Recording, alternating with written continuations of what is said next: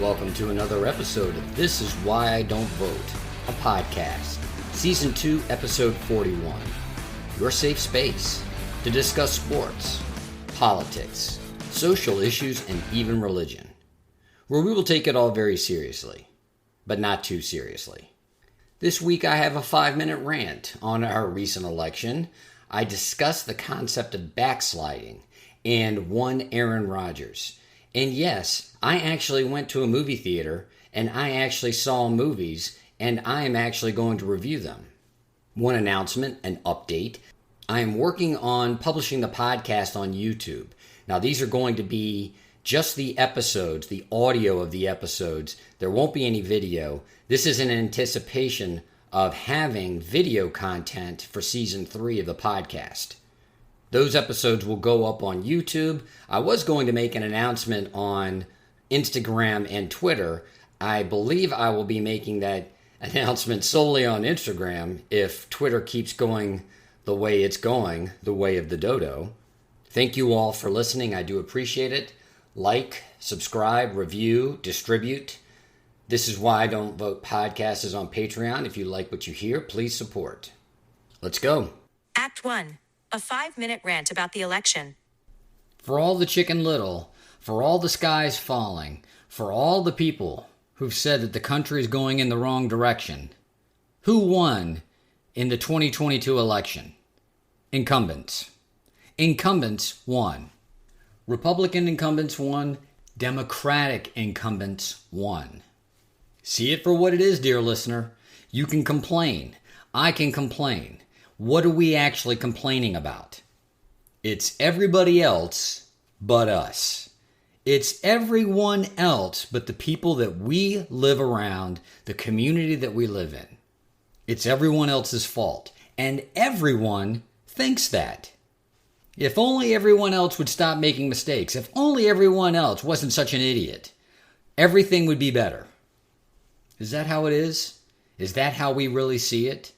How is it that we can believe, on the one hand, that things are so screwed up and that the system isn't working and that we need change, and yet when we go to the ballot box, we vote for the same person that we voted for the last time we voted, and perhaps the time before, and perhaps the time before that? Change begins with us. It begins with us on an emotional level, on a spiritual level, on a physical level, on an economic or financial level, and certainly on a political level. If you're a lifelong Democrat, or you're a progressive, or you're an independent, and you lean more left, you're going to have to vote for a Republican if you truly want to change the government in this country. If you are a lifelong Republican, or you're more conservative, or let's say it's just that because of your religious values, the morals, the ethics, you tend to vote for Republican candidates. You're going to have to vote for a Democrat if you want to effectuate any change in this country. It's not the politicians. The politicians, they're responding to the stimuli. They're responding to what works. I ridicule politicians all the time. They're dumb, but they're not as dumb as I make them out to be. They're smart enough to do at least what they need to do in order to get reelected. And apparently, that isn't much. That's not a high bar. If any frustration is coming through, I'm frustrated with us. I'm not frustrated by the politicians. I'm not frustrated with the system. The system is perfect. The politicians operate perfectly within that system.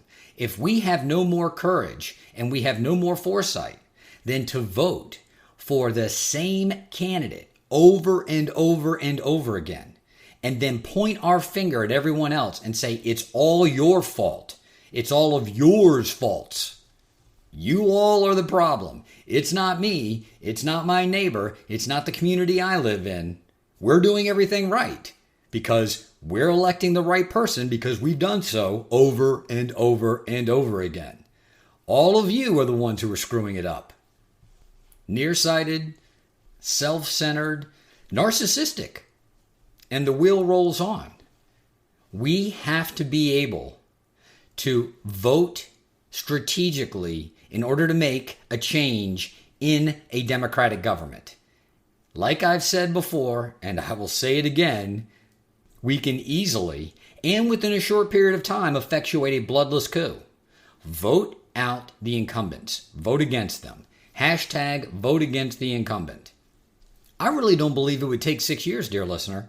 I don't believe it would take 6 years for this plan to take effect, for the people who are in power to realize after year 4, so after 2 election cycles, seeing every incumbent fall in their election, we've got to make changes because our offices are now at stake in the next election, the 3rd election, year 6.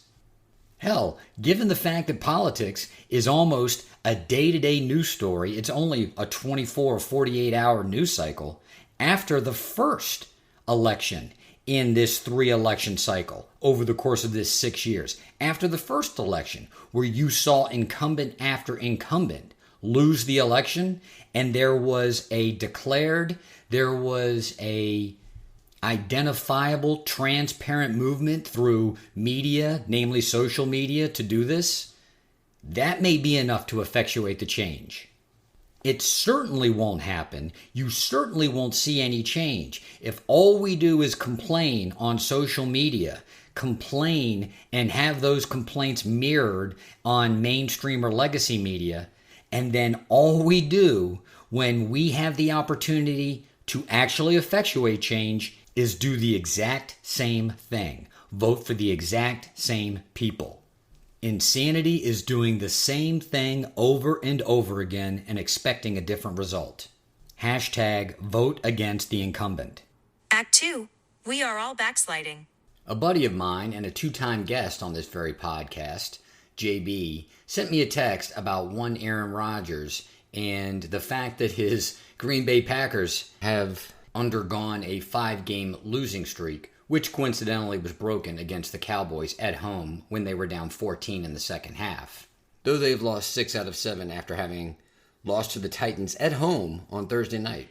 The text was a tongue-in-cheek quip, if you will, about ayahuasca and how it had potentially run its course or had worn off. Rodgers' demeanor in pre- and post-game press conferences, the things that he has said, his actions on the field, the way he's treated his teammates, his coaches, certainly did not give off the impression, did not give off the vibration of love or compassion, certainly not enlightenment. This segment is not to judge one Aaron Rodgers. It is to speak to a topic which I believe, no matter what our religion, no matter what our ethical or moral compass, certainly no matter what our spiritual path, we all suffer from it. Backsliding. We are going to backslide. The things that trigger us still exist in the world. It's great to go on a spiritual retreat. Again, it could be a Judaic retreat, an Islamic retreat, a Christian retreat, a spiritual retreat consistent with the one that I participated in, using ayahuasca as part of a 2,000-3,000 year old spiritual ceremony. Whenever I hear ayahuasca spoken about in the public consciousness, on podcasts, on television shows, in any of these clips on social media, it's about the experience in the moment that the participant is experiencing it, or the immediate aftermath, what this person felt immediately after having undergone the experience. And I think that's consistent with many of the epiphanies that people have, whatever their spiritual path, whatever their religious path. Here's what happened to me in the moment. Here's what went on. Here was the beauty, the bliss, the love, the compassion. Here's what I felt in the moment. And not to say that that isn't important. Not to say that isn't something that should be shared. Not to say that that may not speak to a number of people. It may not call to them, and they may then go and participate in the same type of ceremony. What is rarely spoken about is how one goes back into the world and faces all of the things that triggered one's ego, that help build one's ego in light of such a spiritual experience. How does one not backslide?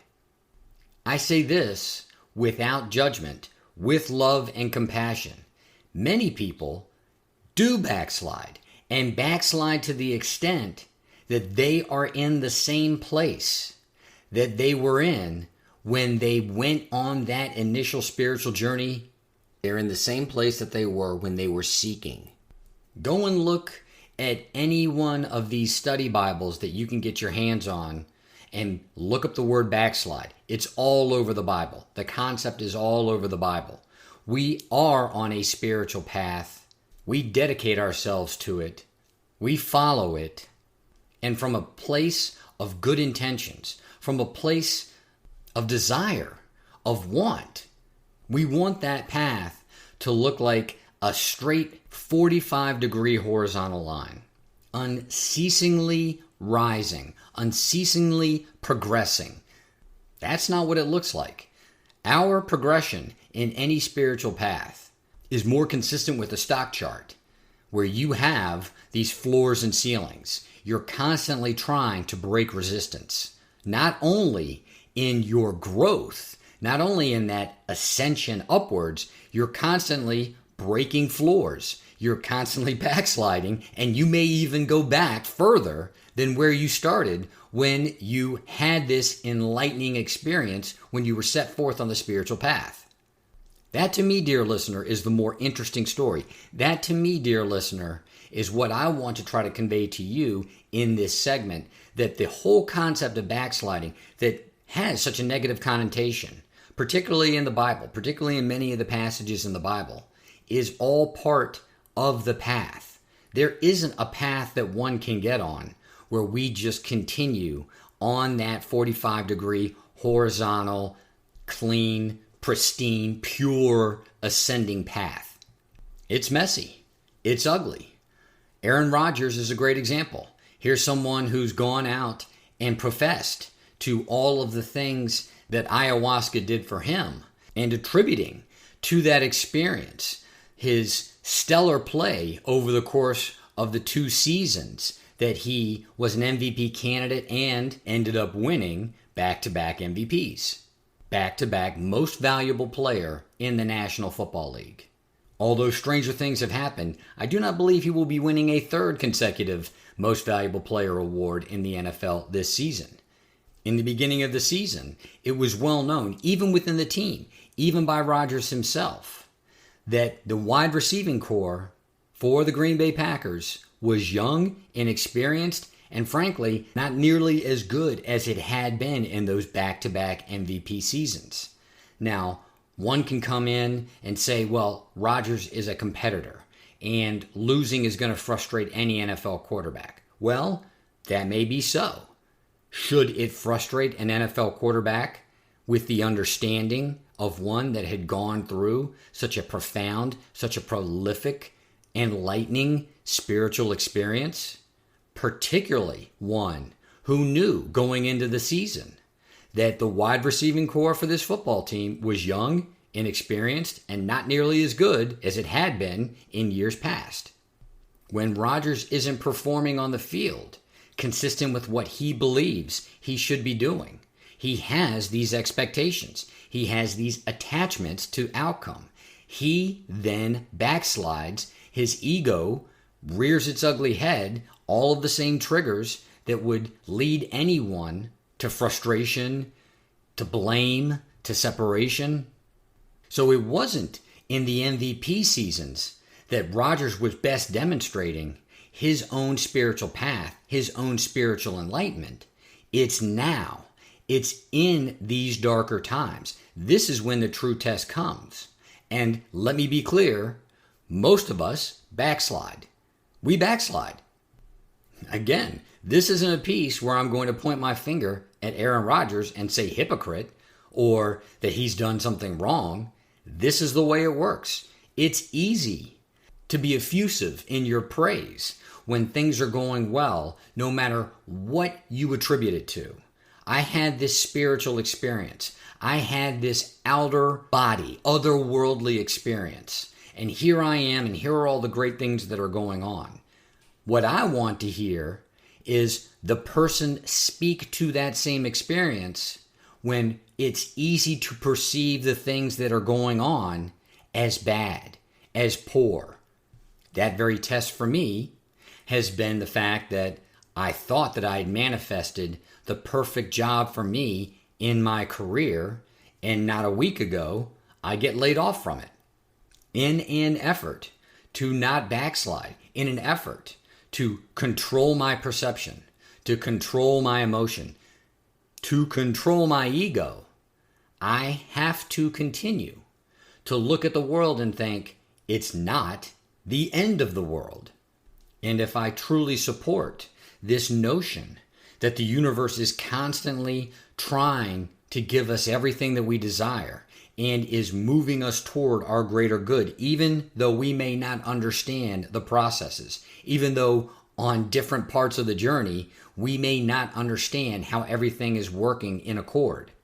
You have to continue to trust, you have to believe, you have to have faith that everything is working out for your greater good. Well then, Mr. Smarty Pants, tell us why you believe that losing 5 games in a row is somehow to Aaron Rodgers' benefit, is somehow serving his greater good. Let's look at it from below. Let's try to look at it with love and compassion and step outside of judgment. Yes, 5 losses in a row is atrocious, but 5 losses in a row when you've got an experienced NFL quarterback who is supposed to be shepherding along these young, inexperienced receivers, some of whom are never going to be the talent of a Devontae Adams. You see the test. You see the gauntlet. It has been laid. If you lose your composure as a leader with that much experience, having just won back-to-back most valuable player awards, if you lose your composure, if you're the one who's angry and frustrated, looking down, yelling at others, casting about blame, is that not the lesson that all of these younger players will take to heart? Is that not the player that perhaps Aaron Rodgers was 10 years ago? The thing about backsliding is it's very opportunistic. When things are going well, we all see the world as a beautiful, opportunistic place, full of magic and wonder and things that we couldn't even perceive happening to us. Not just the greatest good, but great good that we couldn't even perceive of ourselves. And then when things are going poorly, the world is a traumatic shithole that no one should ever bring a child into. That's a pretty convenient way of looking at life.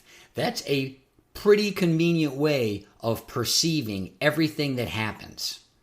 It leads us to backslide no matter where we are on any kind of spiritual path. And it is one that we have to personally address. It's one that we have to actually look at the way we are perceiving the events and think to ourselves, am I the cause of this? Can I be patient with myself in the midst of this backsliding, forgive myself, and reevaluate the way I'm perceiving the events that are occurring in my life, that are occurring in other people's lives, that are occurring worldwide? So although it is bitter for me to say in my ego thinks this is absolutely one of the most tragic things to ever come out of Patrick's mouth, I'm actually rooting for Aaron Rodgers to turn around not only his attitude, his perception of the course of events over the course of the first half of this NFL season, and realize that it's not the world. It's not his wide receivers. It's not his coaches. Change your perception, then change your attitude, then change your energy and vibration, and see how much the rest of the world actually changes along with you. Be the change that you want to see in the world. That's how you get out of backsliding. Is it easy? Hell no, it's not easy. Particularly when you're going through those actual valleys. When the emotion of loss or dread or fear or anxiety wells up in you and you feel like you can't not identify with it. All of those happy place memories, all of that love and compassion and empathy and beauty that one felt during their spiritual awakening, their spiritual enlightenment? Distant memories. For my part, the awareness alone is most important. When you're getting into that vibration, that energy of frustration or anger or fear or anxiety, and you want to lash out, particularly at other people. The awareness alone is the key.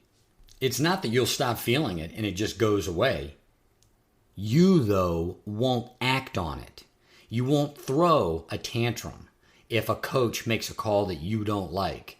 You won't publicly humiliate a young wide receiver for not running the right route or for not adapting or adjusting the route given the defensive coverage. Or you just won't show that wide receiver up in a pregame conference or a postgame conference interview. Being in the moment, being present, having that awareness. Yes, I have these feelings. Yes, I have these feelings because of things that are going on. Yes, I really want to identify with these feelings. My ego would love to because my ego has plenty of things to say about these circumstances. And that very inclination is the trigger for awareness. When I'm ready to bite somebody's head off, when I'm ready to get into this dismissive posture, when I'm ready to isolate, when I'm ready to just disconnect from people altogether, that's the trigger. You're backsliding, son. If you do act out, you have to forgive yourself. It's natural. It's going to happen because these emotions can come on you very quickly and you can be identifying with them well before you realize it. What you can't do is justify that these actions were somehow in accord with this new person that you are, with this enlightened spiritual being. We aren't justified. We aren't entitled. Notice when you are breaking through the floor of your own spiritual path rather than the ceiling and turn it around in your head. Present awareness.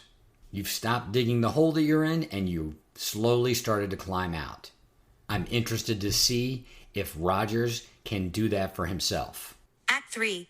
I actually saw movies in the movie theater, and I am going to review them. It's not often that I will do a segment on movies, television, music. Most of the stuff out there, to me, is trash. It doesn't compel me. It doesn't move me. I don't feel any emotion. Well, unless that emotion is boredom, indifference. Given that I've got more time on my hands than I'm accustomed to, I decided to actually see a movie. And not just one movie, 2 movies. It's a rare occasion, in my life at least, when I actually find 2 different movies that I want to see, and I feel compelled, based on the movie, to actually go and see it in a theater. A quick note, if you have the liberty in your schedule, dear listener, go and see the matinee feature of a movie. I know there's an ambiance, there is an atmosphere, there is an energy to seeing a movie when the theater is fully packed. I maintain that generally the films that lend themselves to a packed theater are ones that are going to be a much more spectacle, Hollywoodized, big budget, blockbuster type film. And that in and of itself is not necessarily bad. It's just that generally those types of movies, at least over the course of the last 10 years, have been crap. So when you want to see a movie that you think might move you in an emotional way, in a spiritual way, in a different direction than what you're used to from a comic book movie or for some sort of formulaic action movie, and unfortunately, all of those movies now are formulaic, the matinee is the way to go. Not only is it a cheaper ticket, the theater is generally empty, and you're getting all of the same experience of the big screen, the sound, the mood, absent a bunch of jackasses talking, moving around, yes, answering their phone or texting on their phone during the course of the film. As compassionately and sympathetically as I can say it, sure, it's their movie experience too. For me, it makes for a less enjoyable movie experience to listen to you chat with the person that you came to the theater with, to watch you or have to listen to you move around like you were sitting on a roller coaster instead of a movie theater seat, and generally you being on your phone. I'm the least technically savvy person likely on planet Earth, at least in the Western Hemisphere of planet Earth, and yet even I know well enough how to turn off my phone during the course of a 2-hour movie. Matinee plug over. I saw 2 movies this week at the matinee, and I want to talk about both of them, and I'm going to try to do so without spoiling those movies because they were so good that I believe each and every one of you, dear listeners, should go out and see these movies. And considering I know most of you, I am speaking directly to you. Go out and see these movies. The first movie was The Banshees of Inisheren. The movie takes place on an island off the coast of Ireland in the year of our Lord 1923 during the Irish Civil War. It's not the island of Ireland itself. It's an island off the coast of Ireland. As you may know, dear listener, Ireland itself is somewhat of a closed-off society, and on this island you have an echo chamber within an echo chamber. The 2 main characters have a long-standing friendship that one of the characters decides to end. And I'm not going to go into any detail about why that is or how it actually progresses throughout the course of the film. What I do want to talk about is one of the overarching themes of the film, and that is despair. The movie beautifully explores the emotion of despair, and not just despair as in the depths of despair, going deeper and deeper into despair. What despair motivates some of us to do. This came through me during the movie, that despair is a quixotic emotion. It's something that can motivate us to do things that are impulsive, that are rash, and yet so beautiful at the same time. And the film looks at despair in a yin and yang type scenario.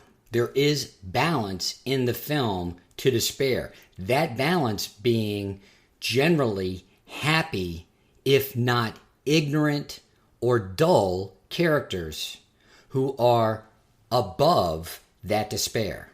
The old axiom comes through me, ignorance is bliss. And there is bliss on this echo chamber of an echo chamber of a community, that bliss being those that are not willfully ignorant, unwillfully ignorant, blissful in the simplicity of the life that is that close community. You see the interplay of these 2 emotions, this blissful ignorance and this despair, and which one of these 2 wins out. One of the reasons why I wanted to see the movie, the cast is impeccable. The cast is brilliant. I'm not going to go into each character, who they are, the role that they play. Needless to say, the cast is brilliant. The acting is brilliant. Each one of the characters feels authentic, and you very quickly get immersed into the story. And the movie, The Banshees of Inisheren, reminded me something about movies, why we love movies in the first place. Movies can transport you to another time. This movie does a very good job at creating this period piece. It's 1923. It's an island off the coast of Ireland. The cinematography is gorgeous. This movie is a reminder that cinematography is still important in film and is a key element at actually transporting the viewer to a place, to a time where they can forget that they're watching a movie. I believe I've said this before on the podcast. I know I've said it to many of you time and time again. My biggest problems with movies is I don't have the ability to easily suspend my disbelief. I'm taking that on. I'm not going to try to blame movies. I'm not trying to blame Hollywood. I'll take that on. I have a hard time suspending my disbelief. So I need cinematography. I need a period piece to look accurate. I need the acting, the writing, the direction to be impeccable. In The Banshees of Inisheren, I'm able to check off each one of those boxes. And in that film, you too, dear listener, can explore the emotion of despair in contrast to the emotion of ignorance, of blissful ignorance, and how in being happy, there is, all too often, the absence of true suffering. It's a great question. It's a Dostoevsky type conundrum. Have you suffered? Do you have depth of personality, depth of character, absent suffering? And if that answer is no, is that necessarily a bad thing? Has a life not been lived absent suffering? The second movie I saw was All Quiet on the Western Front. This is a Netflix movie. It was a limited release in select theaters, and thankfully, I live in a city where I have select theaters that show these types of movies. All Quiet on the Western Front is a German film. Sorry, dear listeners, it is all in subtitles. It is not, in my mind, a difficult film to follow. It's compelling. The subtitles did not subtract or detract from the film at all for me. I believe you could see it on Netflix at any time now. The movie is a World War I period piece from the German perspective. You were seeing the war, trench warfare, from the perspective of the German. And you were seeing the war from the perspective of the German in the year of our Lord, 1917. So by the time you are placed into the film as a viewer, Germany's already been at war for 3 years, and you're seeing the toll it's taken on the German population and the German military. The movie is a no-holds-barred recitation of what it was like in World War I. And one might be inclined to try to attribute to some of these foreign films the same type of patriotism, the same type of cheerleading that you get in a lot of American war movies, and it is not that at all. It is brutal, it is ugly, it demonstrates in stark clarity the futility of what it was to be a soldier in World War I, often getting into these vicious, deadly offensives only to have but a modest gain, and for that modest gain to be realized for only a short period of time. Just as it was in the Banshees of Inisheren, I was immediately immersed because A, the cinematography is gorgeous. It is a very well shot film. B, as a period piece, it is brilliant. It is brilliant in its authenticity. You very quickly feel immersed into the year of our Lord, 1917, in northern and southwestern Germany, and of course, in northeastern France. Movies with subtitles can be difficult for a lot of people. The acting in this movie was so impeccable that you often didn't need to focus so much on the words that were being spoken, because the language of the actors in their facial expressions, in their emotions, in their body language just poured off of the screen. You follow young, fresh-faced recruits, many of them below the age of 18, into trench warfare, and very quickly watch them get hardened. And the reason why it's easy to see them get hardened is because of the brutality of the scenes in this movie.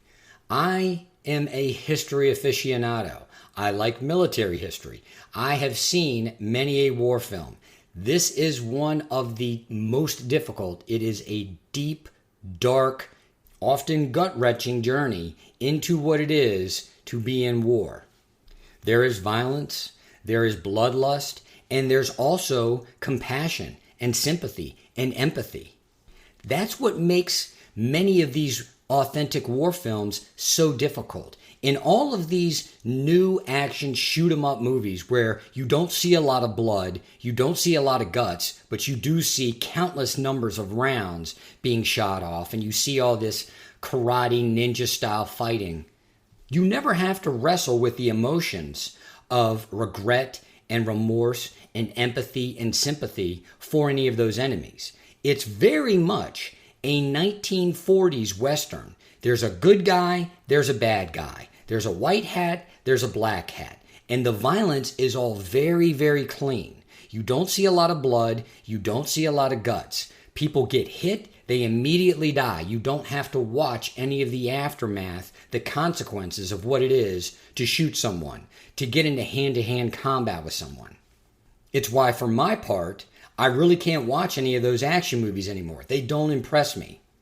I haven't watched a lot of the Disney movies. People tell me that they're good, whether it be Cars or Toy Story or Minions or what have you. I haven't watched any of them. The cartoons really don't compel me. And those action films, with their cartoonish characterization of violence, they don't compel me either. They are just real-life cartoons. This movie is not a real-life cartoon. This movie shows you bleakly, starkly, in its ugliest, in its rawest form, the violence of war. And some of you, dear listeners, may be thinking to yourself, I'm not going to watch this movie. And I believe that would be a mistake. One of the problems, and I believe it's a problem, one of the problems that we have in our culture is that we have embraced cartoon violence. We don't really understand what it is to be in a war.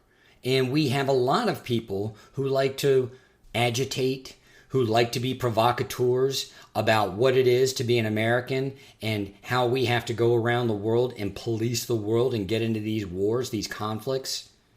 It is a healthy thing to watch a movie that starkly represents what it is to be in a war, what it is to shoot another human being, what it is to stab another human being or to beat that human being to death with your bare hands. You are asking as much of the soldiers in our military today. Don't be a pussy about it. That sounds heavy-handed. That sounds like it's coming from my ego. I don't feel that it is. If we're going to, as a population, as a community, as a society, ask our military, ask our soldiers to go out and kill other people for whatever the rationale, whatever the reason, are we not strong enough to stomach what it is that we are asking them to do? Are we not strong enough to see this actually played out in a movie that is in fact a piece of fiction? It's based on fact, but it is a piece of fiction. Are we not strong enough to see that piece of fiction based on fact represented on the movie screen? If we are not, then are we strong enough to really ask our military, to ask the soldiers in that military to go out and do the same? Are we really strong enough to support them? Don't be afraid. Don't be scared of this movie. At the very least, you get to see tanks, and they are well represented in the film. Probably some of the best representation of tanks that I've ever seen in a war movie. On that note, this is Why I Don't Vote, a podcast.